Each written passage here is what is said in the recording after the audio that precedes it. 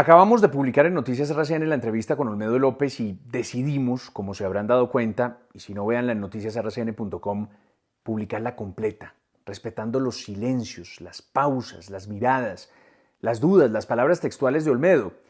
Interpretar más allá no solo es dañino, sino absolutamente innecesario. Lo dicho por el exdirector de la Unidad de Gestión de Riesgo es tan grave que se explica solo, y que por lo grave debe pasar por el filtro de la justicia, para ver qué tanto es verdad y qué tanto no. Ponerle números a la corrupción es escandaloso, y eso hizo Olmedo en esta entrevista. 380.000 millones de pesos, objeto de actos de corrupción. 200.000 de ellos, un poderoso, muy poderoso, cuyo nombre será revelado por Olmedo ante la justicia. Esta persona dijo, ese poderoso, según lo que acabamos de oír, que él se quedaba con esa porción para asignar y repartir.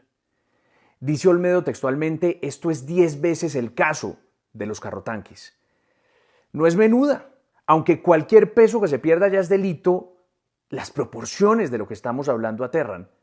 Y esos números, dichos así sueltos, tampoco son suficientes. Uno se pregunta cuántas casas para los que lo perdieron todo como consecuencia de un desastre natural se dejaron de hacer. ¿Cuántas obras de infraestructura para prevenir nuevos desastres se dejaron de construir?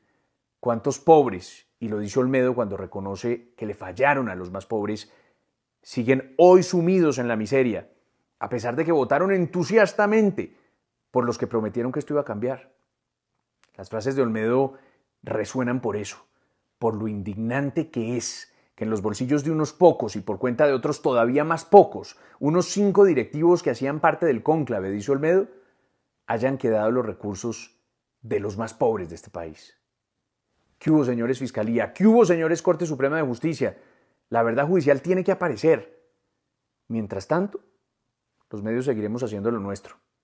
Preguntar, investigar, cotejar e insistir en que este país al final es mucho más fuerte y más grande que unos políticos pillos que tienen que caer, de los partidos que sea, porque dice Olmedo también que esto era como un arco iris, de todos los colores habría políticos involucrados en este escándalo. Es tarea nuestra investigar, preguntar y hablar con todos los actores para componer un cuadro de realidad sin apasionamientos. Y eso es lo que pueden esperar de Noticias RCN. Órdenes que incluían, en su caso, reunirse con Andrés Calle, presidente de la Cámara, con Iván Name, presidente del Senado. ¿Usted se reunió directamente con ellos para hablar de estos temas? Con ambos. Personalmente. Personalmente, con el senador y presidente Iván Name y con Andrés Calle. ¿Y qué hablaban? El mismo día. ¿De qué hablaban en esas reuniones? Era época preelectoral y yo solamente asistí allí porque recibí una orden de atenderlos a todos dos. Y voy a ser muy directo en esta pregunta. ¿Llegar al poder para terminar haciendo las mismas cosas o peores que los de antes? Porque eso fue lo que pasó en la unidad que usted dirigía, en la unidad de gestión de riesgos. ¿Qué se encontró cuando llega y por qué empieza usted a terminar metido en por lo menos actos de corrupción? Ya veremos la justicia cómo los denomina. Le fallamos a Colombia, le fallamos a los más pobres, un grupo reducido del que lógicamente no hace parte el presidente. Él no conocía y creo que no conoce muchos de los detalles y no conoce el tema en sí, pero le fallamos a Colombia. Creo que el pacto, esa coalición se construyó de manera amplia y recogió a sectores de la vieja política tradicional colombiana y desafortunadamente quienes llegamos con nuevos nos recogimos en unas políticas perversas que no se deben de repetir en Colombia, que hacen parte de ese arrepentimiento pues, que le quiero contar al país, porque no debe haber repetición.